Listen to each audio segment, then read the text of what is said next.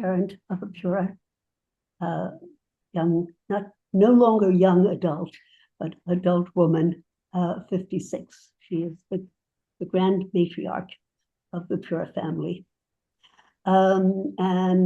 Today, I want to tell you about my friend Stephen Unwin, who I first encountered through a piece on the internet called Letter to Joey. It was written to a son who could never read it because of his significant disabilities. I was deeply moved and felt immediate kinship. I reached out and since then have been fortunate enough to call him my friend. Now it's my great pleasure to introduce you all to Stephen Unwin, to our PURA community. Stephen is a major figure in British cultural life. He's a director, author, and father of a young man with disabilities similar to those of PURA children. He has directed many actors whose names we would recognize, directed opera, will soon have a play opening in New York, starring Tilda Swinton, has written 8 books and 4 plays. I've hardly done justice to Stephen's accomplishments. He was recently named a fellow at Dowling College at Cambridge University. And I suggest a Google search to learn more. Stephen's book, Beautiful Lives, How We Got Learning Disabilities So Wrong, as well as his 2 plays, All My Children and Laughing Boy, were inspired by his experience with beloved Joey. Stephen is actively engaged in the fight to make the lives of people like Joey and our PURA folks better. Stephen will talk to us today about joy and laughter. Stephen? Well, thank you very much, Ava. And I am just so sorry that I'm not there with you in Munich. The heat just became completely impossible. In fact, I'm sat in a Georgian house in London, which doesn't have any air conditioning. And if I faint halfway through, you'll know why. I just thought I couldn't quite risk the journey to Munich. So forgive me, and I hope you have a fantastic conference. And thank you, Ava, for that kind introduction. I mean, I should say from the outset that I'm rather suffering from imposter syndrome. Not only is Ava one of my great inspirations, but more importantly, I know next to nothing about PURA syndrome. So it's perhaps best to think of me as the light entertainment after a heavy day of science and knowledge. You'll be, when you watch this, I guess you'll be on the home straight before a much-deserved drink and dinner, so have no fear. What I do have, however, is 30 years' experience as the proud father of a lad with profound learning disabilities, which is what we call intellectual disabilities in Britain, and a decade's worth of campaigning for the rights and dignities of people like him. And as Ava said, last year I published a book about the subject called Beautiful Lives. Some of the things I'm going to talk about today are covered in much greater depth in the book, but do get it if you can, and that's the end of the commercial break. The history of attitudes to learning disabilities is a pretty grim one, especially over the last 200 years. People have been gathered together, incarcerated, abused, sterilized, and in some countries even murdered. It's a dark history with only a few bright splashes of light. But speaking to Ava and the other organizers of this conference, we agreed that I would speak about some of the more positive things, what I call the love and laughter that people like my Joey generates, and which seems to be a pretty common experience of families who are proud to have a member with such impairments, which I'm sure many of you have. But I also want to explore the culture surrounding learning disabilities, the way that it is spoken about, both for good and ill, and how that shapes not just professional practice, but the way we privilege the life of the mind.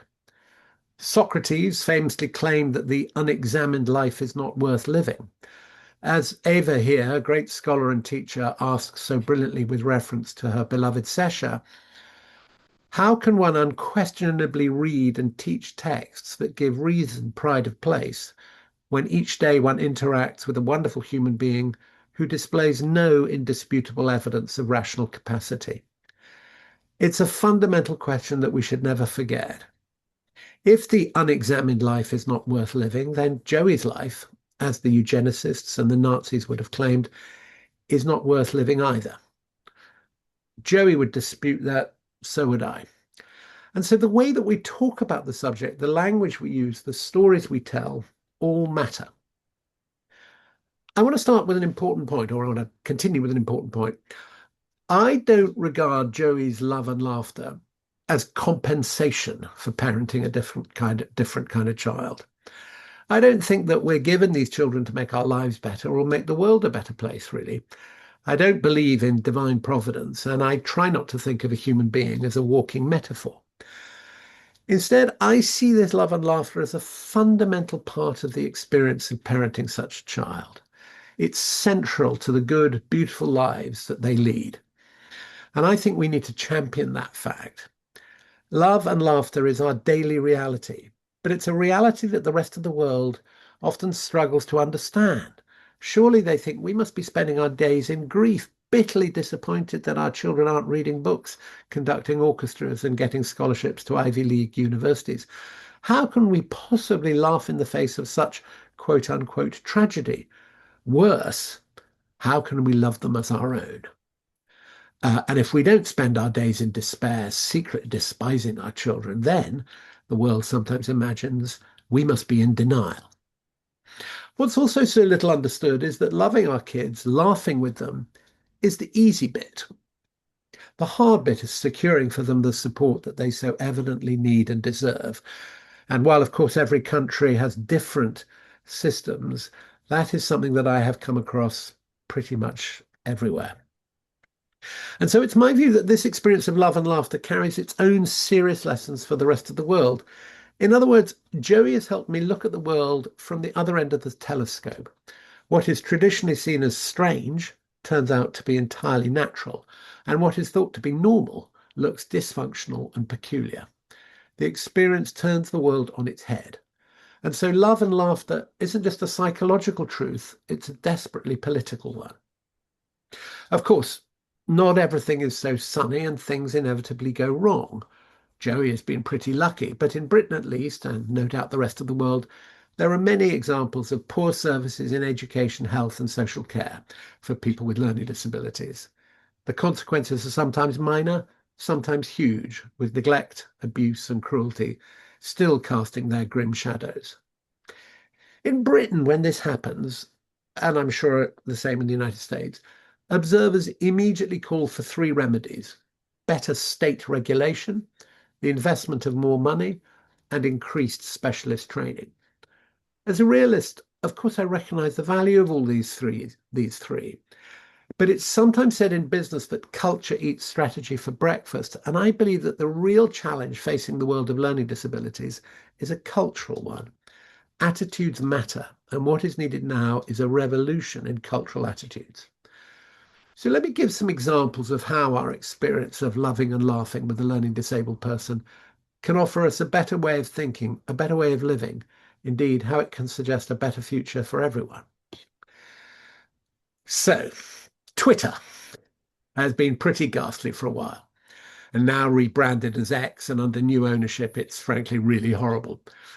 But once upon a time, it seemed a much more positive, homely place. So imagine my surprise when a jokey tweet of mine set off an enormous wave of love, pride, and the best in humanity. It was the afternoon of New Year's Day 2021, and Joey and I think I had a hangover, were giggling at one of our routine jokes. I took a few selfies of the two of us on the sofa and posted one with the ironic message, "So terrible being the dad of a learning disabled young man." I thought nothing more of it until I returned to my phone and saw a steady stream of notifications. I was especially struck by the dozens of pictures of families doing happy, ordinary things, climbing mountains, walking on a beach, bouncing on trampolines, and posing in Christmas pajamas, all laughing, smiling, and having fun. Prompted by my original tweet, each carried its own pithy messages of mock gloom. Oh, another day of misery, awful sadness, such dreadful hell. And I replied to each with expressions of mock sympathy. Oh, how awful. Oh, so grim. Thoughts and prayers, and so on. For 3 frantic hours on Friday evening, I could hardly keep up. And when I woke up on Saturday, it was still going strong. by Monday morning, I was on BBC Radio talking about what had happened and what I thought it meant. Something similar happened on the day the exam results for 16-year-olds in Britain were announced. I posted a picture of Joey with a request to remember the young people who've never got a qualification in their lives, which got a huge response. And the biggest was when I posted a picture with the simple message, Joey is 25 today. He's never said a word in his life, but has taught me so much more than I've ever taught him. It received tens of thousands of responses and was, for a brief moment, trending. It showed me how learning disabilities acts as a kind of aesthetic alienation effect, turning our blithe assumptions on their head, and suggested that we should hesitate before we declare that intellectual ability lies at the heart of what it is to be human. Touchingly, it also inspired a fine article in The Atlantic, which you can find online. Now, I really don't put much store by social media, but it was clear that with these posts, Joey and I had struck a chord. Because families are so often made to feel that their situation is fundamentally tragic, I think Joey and I encouraged them to show that they don't just love their child to the moon and back, but that their child has taught them more about life, love, and laughter than an outsider could possibly imagine. Above all, I think they encouraged people to open their hearts and minds to those with learning disabilities and acknowledge their enduring human value. These then were moments of hope. Let me now change tack and approach the question of culture in a different way. Let me talk about the stories that are told. As Eva said, in my day job, I work in the theatre and increasingly on the fringes of film and television. And in the process, I've found myself watching how people with learning disabilities and their families are represented in fiction. And a brief and entirely unscientific survey left me pretty unsatisfied. So I drew up what I impertinently called a manifesto for the representation of people with learning disabilities. It's deliberately sketchy and welcomes challenge, but this is what I'd like to see. 1. Stories with characters with learning disabilities who aren't defined by their disability. 2. Stories where we see the social structures set up to support people with learning disabilities and how they sometimes fail. 3. Stories which aren't simply examples of courage in the face of insuperable odds. 4. Stories where characters aren't granted special powers or abilities. 5. Stories which don't expect characters to convey metaphorical meaning. 6. Stories where family members can be shown to be frustrated by their relatives' disabilities while at the same time loving them deeply.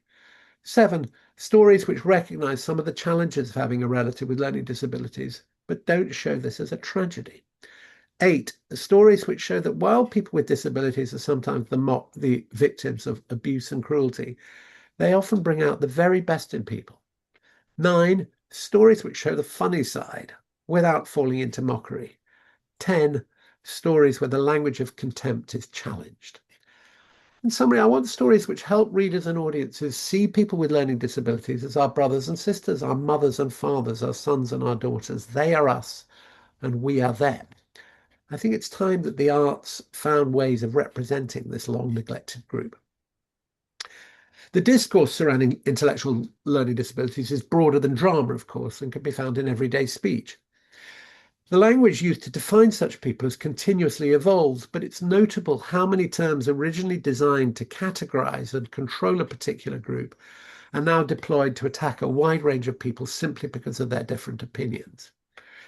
Thus, people who are convinced that they're on the right side of history regularly criticize Donald Trump as, quote, a moron, call our own mini Trump, the frankly ghastly Nigel Farage, an idiot, and so on, confident that intellectual disability is the cause of everything that they find objectionable about these individuals. Frankly, I think they're guilty of something much, much worse. And this reflects, I believe, the subliminal, subconscious even contempt felt towards such people. I sometimes call it out, and the response is revealing. That's when I object to words like idiot, moron, cretin, or retard. Forgive me saying those words, but I'm told that I'm being oversensitive, that language changes, and that these terms have no connection with the historic abuse. But when I ask people what they do mean today, it's quickly clear that they're still being used to refer to a lack of intellectual capacity. What is especially depressing is the way that so-called progressives indulge in it, thus following the racist abuse of three black footballers after the Euro 2020 final. Twitter was awash with anti-racist champions calling the perpetrators racist morons, fascist retards, and so on. It's as if racism is bad, and racism is bad, but the abuse of people with learning disabilities is acceptable. I was dismayed to hear of the Democrat governor of Illinois, J.B. Pritzker's much praised 2023 commencement speech, where he advised the graduates to develop their own idiot detection system. This isn't far from the courageous anti-fascist Dietrich Bonhoeffer's statement that stupidity is a more dangerous enemy of the good than evil. Neither man, I assume, believes that people with learning disabilities should be persecuted, but it's a shame that they regard a lack of intelligence as worse than the venality, cruelty, greed, and wickedness both men detect in their opponents. Maybe clever people have something to learn from people like Sesha, from people like Joey. It's about as radical a proposal as can be imagined. Meanwhile, campaigners tend to employ two approaches to raise awareness and shore up support. The first is to emphasize their apparent helplessness, their dependency, their needs, and in recent years, their diagnosis. It's thought that this will bring out natural empathy, and in some ways it works. But it's a disaster narrative which fails to catch the love and laughter that I've been talking about and which so many of us have experienced. The second is the deployment of what I call boosterism. This emphasizes all the marvelous things that some people with learning disabilities can do. You know, the stuff, conduct a symphony orchestra, go out clubbing, stand as a politician, and so on. And in many ways, this is good. We should remember the huge range of potential. But I'm also skeptical for two reasons. First, it leaves out people who can't do those marvelous things and creates new hierarchies. Second, it undermines the case for public support. If people with learning disabilities can do these amazing things, politicians think, why do they need our help? I'd prefer realism, a truthful acceptance of the reality of learning disabilities with an unswerving insistence that people with such disabilities should enjoy the same rights as the rest of us. And this depends on a reassertion of the fundamental humanity of such people. The rehumanization is the process that I think it's required. I think it's important that we recognize that learning disabilities are fundamental to the human condition. Let me explain this from a very personal experience. My dear aged father died in January, age 93. He was a remarkable man who written lots of books and was, a great mind, who in his final years experienced profound Alzheimer's. I took Joey to see him a few weeks before he died. And the two sat there together holding hands, my silent father and my silent son. Which one had the more profound learning disabilities? I don't really know. But in such moments when the simple binary categories disappear, learning disabilities can be seen as fundamental to the human condition, and a better future seemed possible. Another change of tack. Parents sometimes approach me for advice. It's very flattering, and I'm not convinced I'm of much use, but I suppose 30 years of lived experience does count for something. Here are some thoughts which relate to these areas. One, try to accept the reality. Having a child with learning disabilities isn't a tragedy, but nor is it uniquely special. Rather, it's a reality which poses its own challenges, but also a surprising range of joys. Two, resist the temptation to think only in medical terms. Yes, a child with learning disabilities will sometimes have health issues, and yes, some will require intervention. But learning disabilities are not in themselves an illness and mustn't be regarded as such. Three, remember that a human being is more than a label. Diagnosing the cause of your child's disability may be useful, and I know in this context particularly useful, especially in accessing specialist support. But resist the temptation to see them only through the filter of the diagnosis. Four, there will be times when you're dismayed by your child's inabilities, but also when you're thrilled by the opposite. Resist noticing only the deficits, but also the pressure to constantly emphasize the positive. In other words, regard your child with the same degree of complexity as you do any other child. 5, discover what you can about the options your child faces in education, health, social care, and work out how to access support. 6, prepare yourself for a fight, certainly in Britain. Society continues to fail people, and you're going to have to work out hard to ensure that your offspring gets what he or she deserves. Barriers will be put up in your way, and you'll be confronted by smiling expressions of kind-hearted regret. Fighting the system is exhausting, but it's needed. 7, it's easy to feel isolated, but remember that you're not the first to parent an unusual child, and you should seek out others with similar experiences, as indeed you are doing today. This isn't just useful in practical terms, but their solidarity will help you face the challenges more effectively and with greater confidence.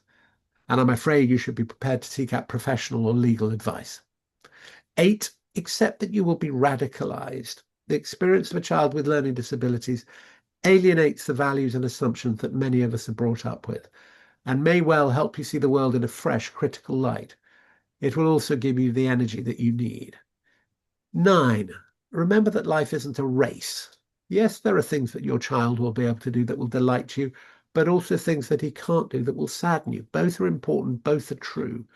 True human value, however, lies elsewhere. 10, society throws up many challenges to raising a child like yours. But the crucial thing is to focus on ensuring that she lives the best life possible, full of love and laughter, regardless of label or diagnosis. This is, after all, what you want from your own life, and if you have them, your other children's lives. Why should this child be any different? I'm on the very home straight now. I'd like to conclude with a rather personal story, which I hope resonates.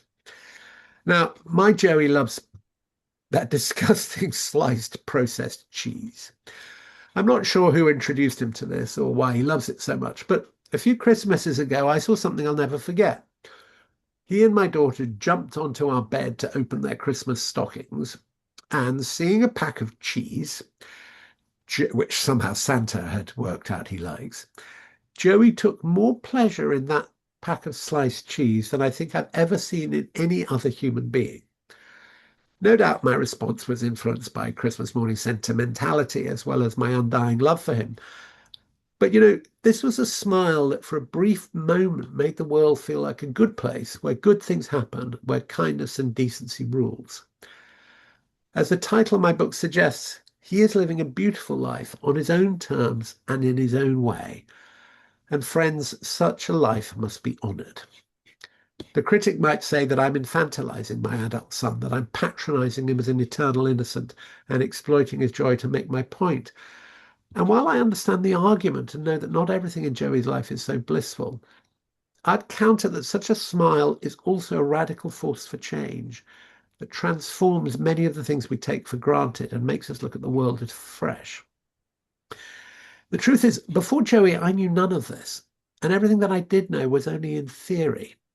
And what I see now in a way whose story has yet to run its course is that the experience of being Joey's dad has changed the way that I look at myself and at the world. Indeed, I've come to realize something else, that Joey has challenged everything I was brought up to believe in and turned it on its head. And I will always be grateful to him for that.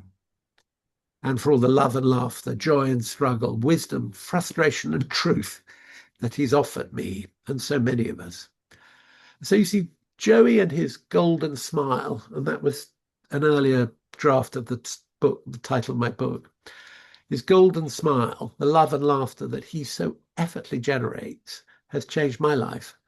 And in a very small way, perhaps, he perhaps, like all your children, all your loved ones, is changing the world. Those are some thoughts, and I'm very sorry not to be there in person, and I hope they were useful and meant something.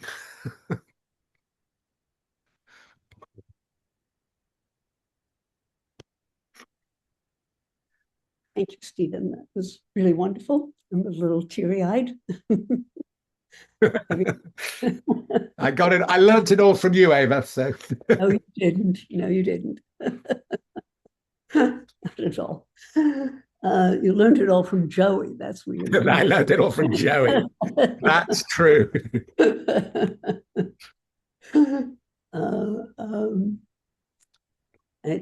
It rings so true to my life and to my experience with Sesha.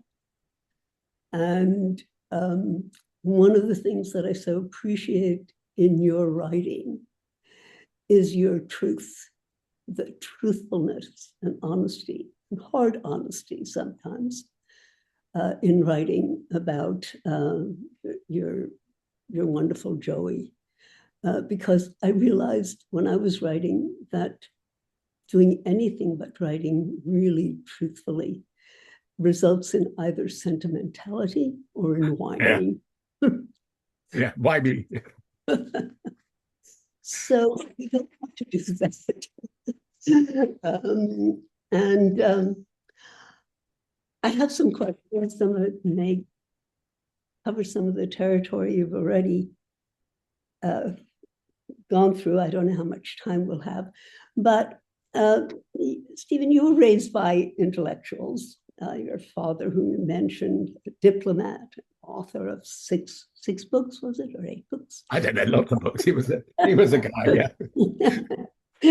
You're a noted playwright and so forth. And I know how being a philosophy student, you quoted that passage. By the way, I want to add something to that. A life that is unexamined is not worth living. A friend of mine said, a life that is not lived is not worth examining. That's good too, yeah. Yes, you can add that. And I know what that did to just completely change my head when I met Sesha and learned what her disabilities were. And it made me realize that what I thought was so important was not it at all. Yeah. And I wonder about your moment.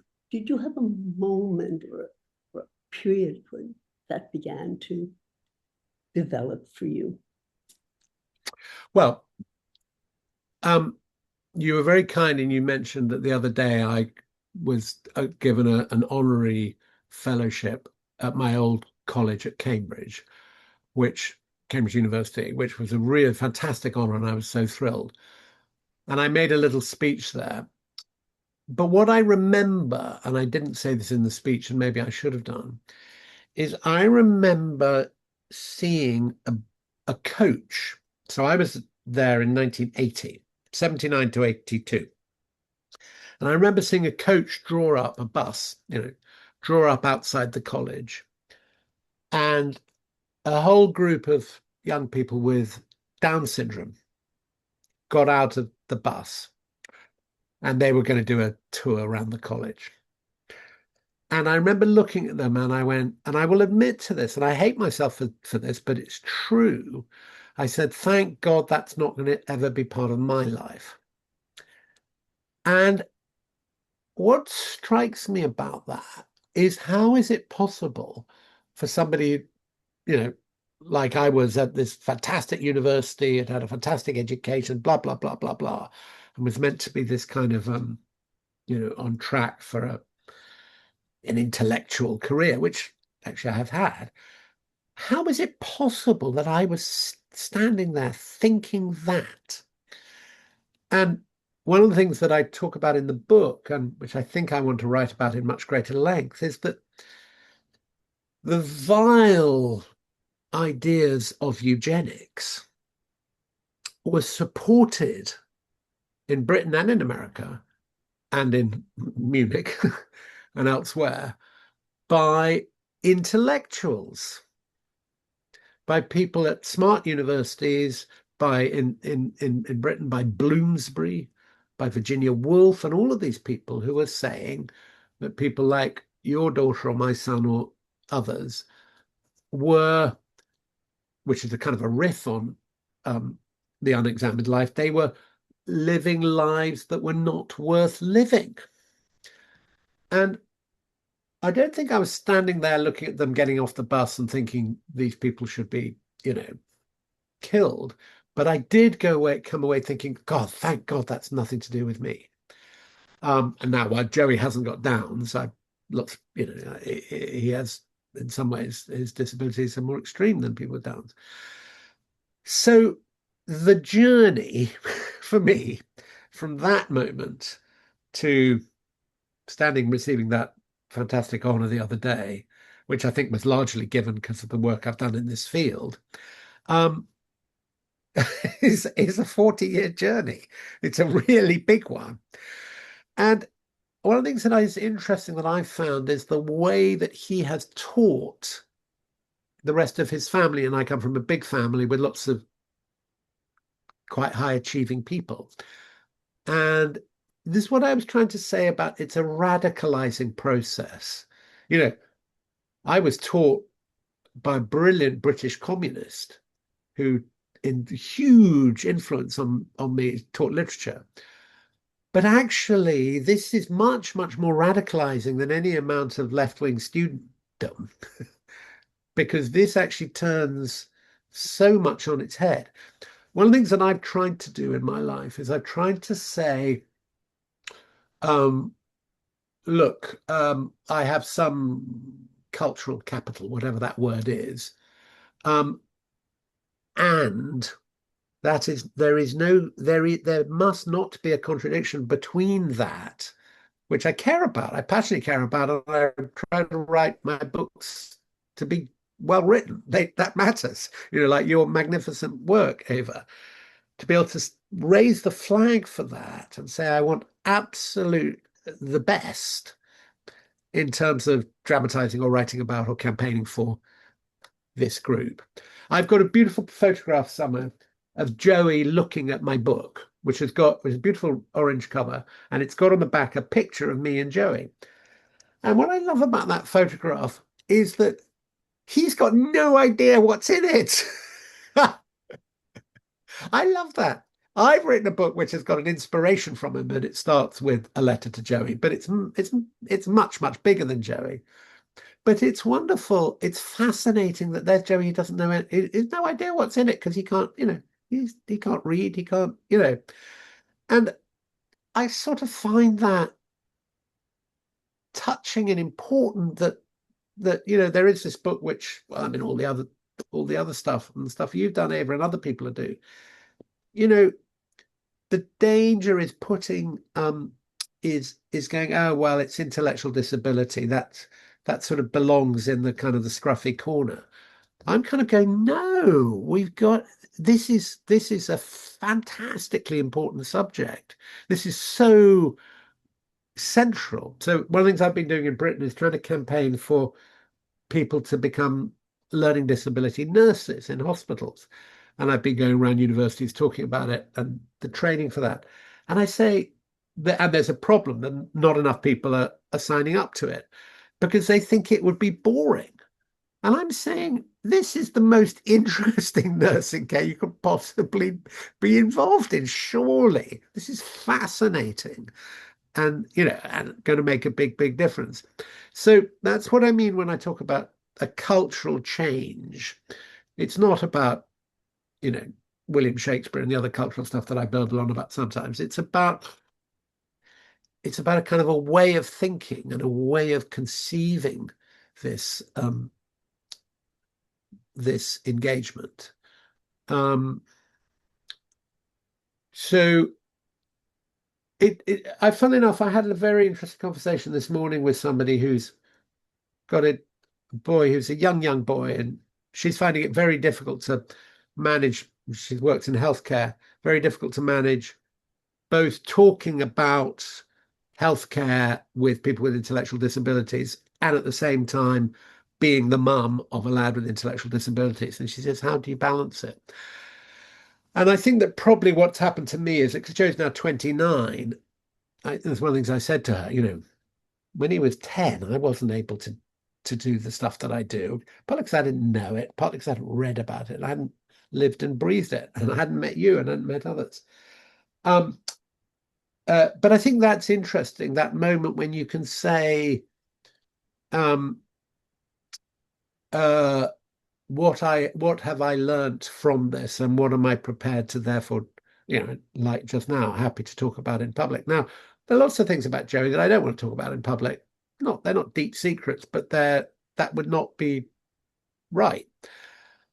But, you know, the sliced cheese moment is not about saying he's valuable because he likes sliced cheese, but that what that smile represents is something that we all need to actually look at and understand. Or, like Ava, if you don't mind me saying, the stuff you told me about Sesha's love for music. There's fun that, the joy that she takes is as I understand it. So forgive me if I'm speaking out of turn, but that, God, if only we all were able to take that much joy in art or sliced cheese or whatever it is, or Or life, love, or or life, or life, or friendship, or friendship, or a um, hug, a hug. hugs, yeah. So it's profoundly humanizing, this stuff. I was aware that when I was talking earlier, I said, about don't medicalize it. And of course, that perhaps came as I said it, I regretted it because I know that, I understand that with PURA there are genuine, serious medical questions going on, which matters. And, I do care about diagnosis, but I want to, Joey is undiagnosed. We still don't know what this issue is. And if someone was just able to tell me straight off, I'd go, oh, that's interesting. But I am not gagging to, I am not, if I knew that it would make a difference to his life, of course, but it's not going to. What's going to make a difference to his life is, good, healthy diet or whatever, or some exercise and things. Um, so that's where I think that we need to get a little bit past the medicalizing. There's a very interesting phrase that's popped up in Britain, and I don't know if this is used in America, which is diagnostic overshadowing. And I think it's a really interesting argument which says that somebody with Down syndrome goes to the doctor, and the doctor is so mesmerized by the fact that this person has got Down syndrome that they don't realize that this person's got, a sty on their eye or whatever and all the natural shocks that flesh is heir to, as Hamlet says, so because guess what? Joey and Sesha are human beings, and they can have anything, anything can happen, which is beyond and is not related to their intellectual disability. So I think that in medical settings, but I also think in education and in social care, one's got to go, yeah, this kid needs this person needs this, great, fine, everybody's different.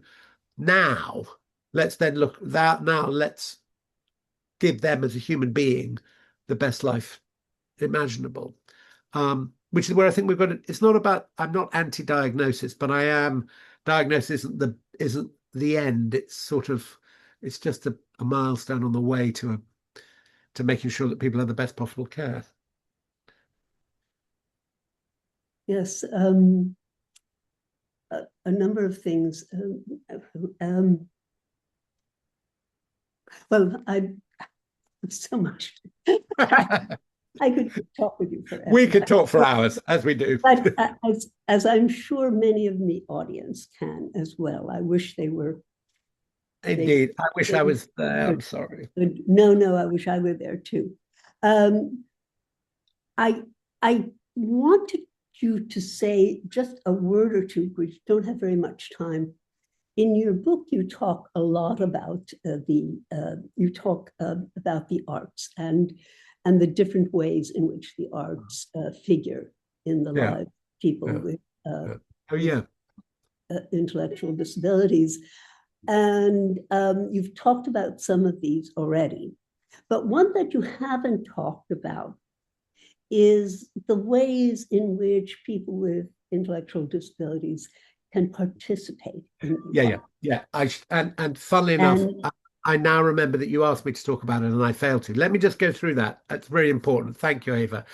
So, it seems to me that with the arts, uh, it works on there are three different questions. There's access, there's participation, and there's representation. My view is that representation is the hardest. It's really hard, and I think we're only just beginning.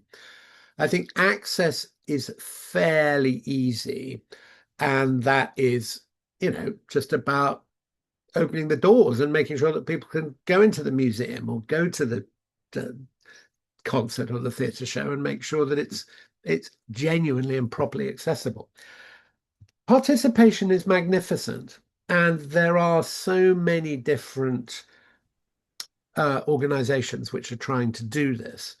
There's the PURA orchestra, which has got entirely disabled musicians of a range of different abilities. I saw the other day in London, there's an orchestra at the City Lit, which is all people with intellectual disabilities. They were pretty good actually, although they were playing really difficult music. I didn't quite understand why they'd chosen that, but anyway. So there are all kinds of different versions of participation. I sometimes think that there is a danger in, well, let me say this, let me start again. So Joey was in a production of A Midsummer Night's Dream. This is a young man who doesn't say any words, all right? And he played, what did he play? He played Theseus. And I was, because of my work in the theatre, and said this, and somebody said, "Oh, he's got wonderful speeches. Oh, I'd love to hear it." I go, Joey's not going to say any of these speeches. It's not like that. And Joey turned up with a golden crown and he smiled and he was the Duke. It was brilliant. But I wrote about this, and what I found myself saying is the illusion is people think, this is going to cast great light on the great William Shakespeare. It's not really, but that doesn't matter. What it's going to do is it's going to be a collaboration. It's going to be a political act of a collaboration of people working together to produce something. And this was done by a mixture of people with learning disabilities and their carers who were standing beside them going, Joey, come on, And that was what we were witnessing, was a social event, a beautiful social event, which was incredibly moving in all sorts of ways. There's a brilliant line in The Dream which kept coming back to me where he says, the wall is down that parted your fathers. And I kept thinking about this, that what this showed is that the wall can come down, which divides people between those with, disabilities and those without, which is such a nonsense wall.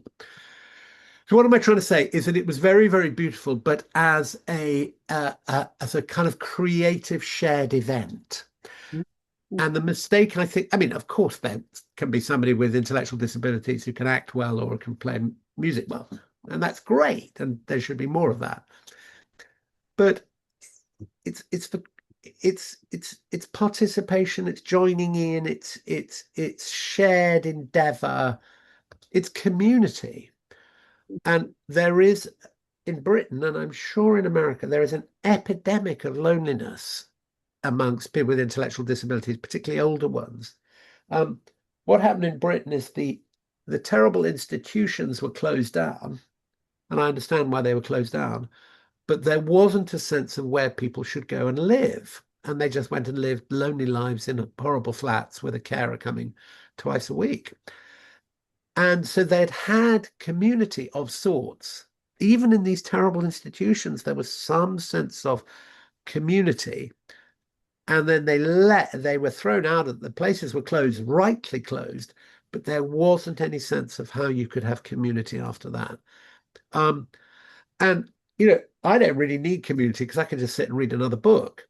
But Joey needs community all the time. He loves his friends. He loves hanging out with people. He loves going to, doing stuff, going bowling, going all kinds of stuff.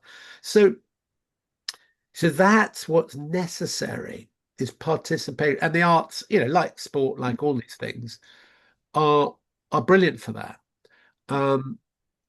And then, of course, as I said, the third thing is representation, which is very, very hard because, well, let me just give you an example. This is me as a professional theatre person. If I wrote a play about somebody like Joey who had no speech, who would play it? You'd probably end up having a young actor who spoke perfectly well, pretending to have no speech. And then you would be actually just further, you know, Yeah. nothing about us without us, but it would have to be without, because if we're really getting into this area of profound disability. Profound disability, yes. That people with less disability Of course. acting and can Yeah, act. yeah, yeah, yeah. It's, Sasha couldn't act. Yeah, yeah. No, I mean, I've just read a play which I'm hoping I'm doing next year, which is about Brian Ricks, who was a marvelous theatre guy, and one of the founders of MenCap, and him and his wife had a daughter who had Down syndrome. So we're trying to do the play, and obviously we'll have a young actress with Down syndrome who will be absolutely fine because there's a lot of ability there, a lot. But you can't get Joey doing a play. I mean, doing a professional play, it'd be ridiculous. He just wouldn't turn up and he would look at the audience and it wouldn't work, much as I love it. See, that's what I mean about realism.